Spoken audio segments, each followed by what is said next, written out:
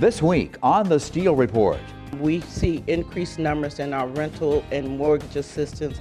We know the moratorium is getting ready to end with the utilities, so there will be families who, will need assistance in keeping their lights and water on. Efforts of the Jesse Cosby Center to improve the lives of area residents. Plus, we are using performing arts as a vehicle to reconnect youth with their excellence within through various programs such as our Excellence Expo and our drill team competition. Achieving excellence through the work of marching against the darkness. And our program begins right now. Now from KWWL, this is the Steel Report. And welcome to this week's edition of the Steel Report. A little bit later in our program today, you'll learn more about the nonprofit known as Marching Against the Darkness and its annual Excellence Expo coming up on April 12th at the Waterloo Convention Center downtown. You'll hear from Executive Director Darvell Givens. But first, let's learn about the ongoing efforts of the Jesse Cosby Neighborhood Center in Waterloo to help local residents in need. Our topic right now is really a very, I think, underreported entity within the city, and that's the Jesse Cosby Community Center. And I have two representatives here. Deborah Hodges-Harmon is the Executive Director of the Jesse Cosby Neighborhood Center located over on Mobile Street. And I also have with us here today one of the board members, longtime board member Caroline Lovelace of the Jesse Cosby Community Center Executive Board. So ladies, welcome back to the program. Really appreciate that. I think we need to really start. I know we're going to have talk about a big event you have coming up, an annual event in just a moment, but Deborah, let's talk a little bit about some of the services that Jesse Cosby provides within the neighborhood. And we're talking about a pretty wide neighborhood too. Yes. Well, actually, Jesse Cosby supports all of Black Hawk County. And so we provide crisis services. We have assistance with water shut-off, with utilities, rent and mortgage. This year we also had a new program where we provided heaters for people that were eligible during the wintertime, because sometimes people don't have adequate heating in their homes. And this summer we will be doing the opposite, where we will be providing fans for seniors and those who are eligible to need assistance in keeping their houses cool, because last summer was pretty hot. We just look at what's going on in the community, Ron, and we take our seniors to those activities. And so that it could be in the morning, it could be in the afternoon. We have a lot of speakers who come in and, educate the seniors about elder abuse, meds, diabetes, high blood pressure, whatever we feel is going to keep them safe and is interesting to them. So as a board member, Caroline, you've been with Jesse Cosby for quite a number of years. Can you give us a little bit about the history of how it got started? I know it got started with the Cosby, Jesse Cosby himself. That's how it originated. And he got started because he loved to sing and he square dancing, was it square dancing? And he was quite a trumpet player too, yes, if I remember. Yes, So, he was all that. Well, Jesse Cosby was certainly all that and much more. So that's why right now I want to show you a short video clip from a longer video on the life of Jesse Cosby. This is part of a 13.5-minute video called Dancing Through the Red Lines, the Jesse Cosby Story. This video is produced by the digital archive platform known as Fortepan, Iowa at the University of Northern Iowa. And the executive producer of this video was Bettina Fabos. Here's a brief look at who was Jesse Cosby. Who was Jesse Cosby? How did this amazing man from Alabama influence people in Waterloo and all around Iowa? This is the story of a little-known hero with a vision to help his community and break down racial barriers in Iowa. Jesse Cosby was born in Alabama in 1907. His dad was a poor peanut farmer, and his family had to scrounge for food, often rummaging through trash. He enlisted in the U.S. Army and was stationed in France during World War II, where he played the bugle, playing reveille in the morning. In the segregated American Army, Jesse Cosby faced the incredible irony of fighting Nazis and fascists abroad, and then returning home to the intense segregation and racism of post-World War II America. Here, you can see a photo of a black regiment arriving back home in Waterloo, Iowa in 1946, with the neighborhood celebrating their return. He would soon arrive in East Waterloo, a place he would call home. Jesse's dream of a rec center for youth didn't come to fruition, but it did become a center for the community, offering vital services related to food, housing, recreation, and education to Waterloo residents on the East Side. He was a community activist. To know that he was that kind of a person, he looked at what he could do for the community. Jesse Cosby truly was a trailblazer. He was a black man from Alabama who fought for his country and then came to Iowa to fight for equal opportunities for his community. His legacy lives on in the memories of his family and friends and through the crucial work done by the Jesse Cosby Neighborhood Center. Well, that is just a portion of that Jesse Cosby video from Fortepan, Iowa. Be sure to watch the entire video, and you can find it on YouTube. And as Caroline Lovelace tells us right now, Waterloo roots run deep at Jesse Cosby. My mom was a member of the Jesse Cosby Senior Choir, and so I've just been with that, affiliated with it for a long time. Yes, I am. I'm so happy, yes. In fact, speaking of choirs, Deborah, we just kind of had some video of one of your choirs, or maybe your main choir, That's for right. the Bel Canto concert just a few months ago. You have a lot of participation in that. Yeah. Yes, the choir was created for the performance at the Songs of the Season, with Bel Canto we were their guests. And so we decided to continue because, as Caroline stated, the choir was created a long time ago. Mr. Cosby loved music. He loved community. And so to be able to kind of reiterate that and recreate that has been really a lot of fun. It's open to anybody in the community. That's why we call it the Jesse Cosby Collective Community Choir. We have a lot of representations from the churches, and it doesn't. We want our choir to be diverse. We want it to be a representation of the city. So we've had a lot of fun in creating that. We did our first performance at Gallagher, but we've also performed at several different churches.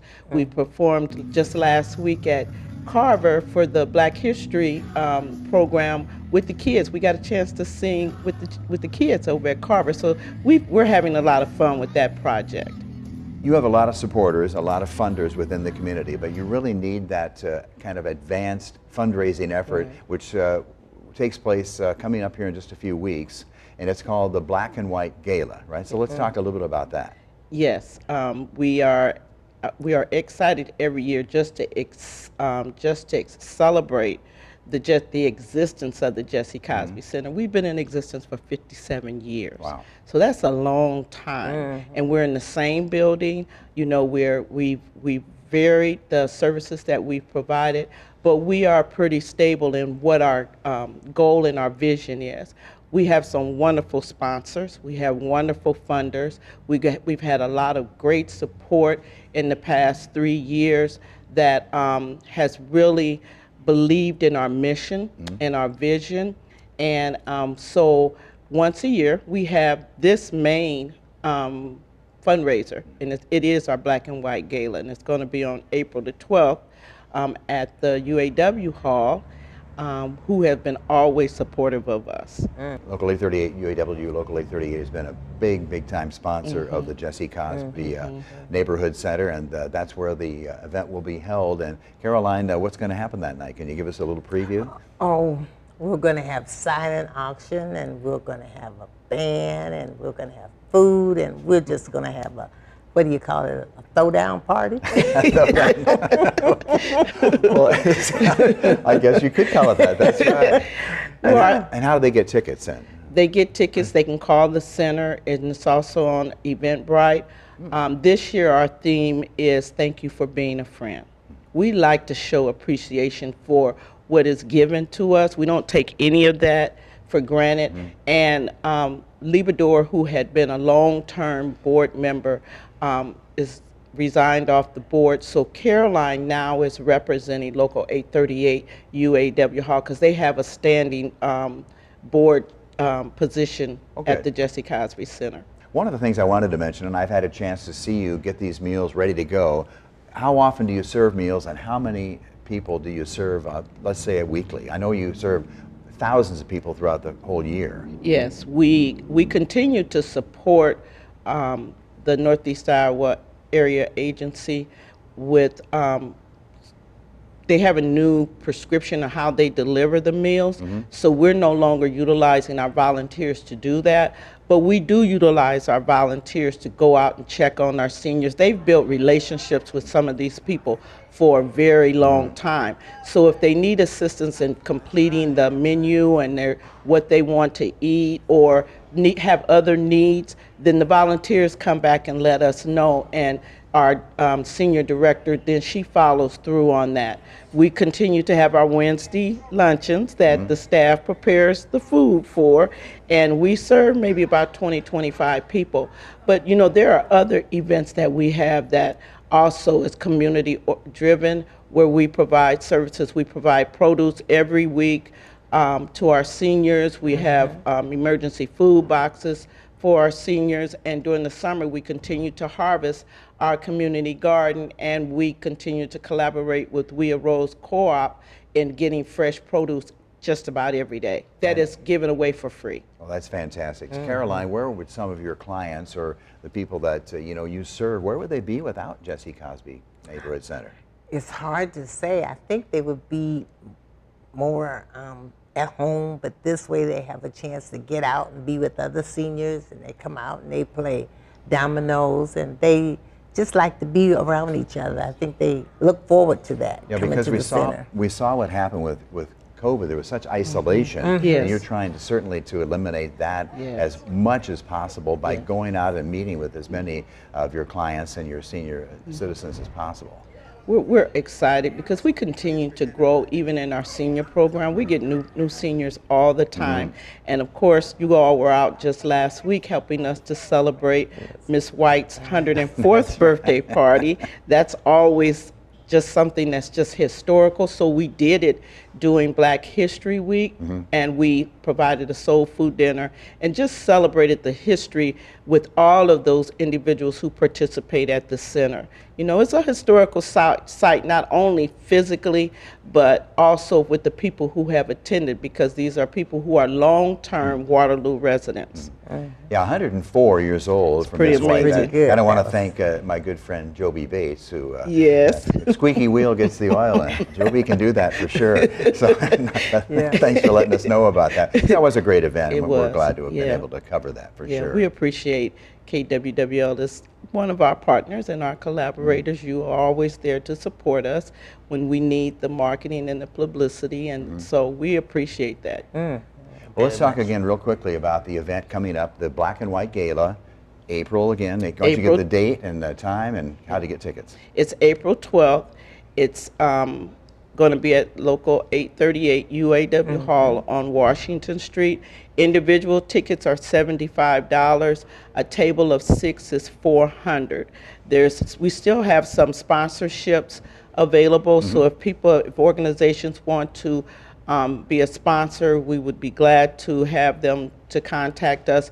We're selling tickets at the center, so you can come up and get tickets at the center. Right now, we're kind of questionable about whether or not we'll sell at the door, but you can always come to the center. And again, it's on Everbright. It starts at 5:30, 6 o'clock is social hour, and then we have that small program, and then we're just gonna have as Caroline said, we're gonna celebrate with a party. As you look at the future of the Jesse Cosby Neighborhood Center, are you serving more clients today than before? How would you describe what's happening currently? I think we're serving more, but in a different way. We see increased numbers in our rental and mortgage assistance. You know, we know the moratorium is getting ready to end with the utilities, so there will be families who will need assistance in keeping their lights and water on after the moratorium, because that ends, I think, April the 1st. And people still, they haven't maybe paid on their utilities or their water bills, and so that's an automatic shutoff. And sometimes landlords demand that you have those utilities on, which sometimes can create homelessness. So we really are trying to look at how we can deal with the barriers that exist with this population of people, and that we just want to make sure that we can support them in whatever that barrier may look like so that they can be successful. So the telephone number, as you look at the web page here for the Jesse Cosby Community Center, is 319-234-1793. Be sure to check out the Jesse Cosby Neighborhood Center webpage. Call that number if you have any questions about tickets for the Black and White Gala coming up in April. And Deborah, as always, great to see you on the air. Great to see you too. Thank you for coming, Caroline, for the first time. I know you were here last year, but you were off on the side. This year, you're actually front and center, and I really appreciate that. Yeah. Thank you. It was nice. It was really Okay. nice. Have a great turnout as always. And Thank again, you. we thank UAW for being such a great supporter of Jesse Cosby as well. Oh, More thank on you. the Steele Report in just a moment.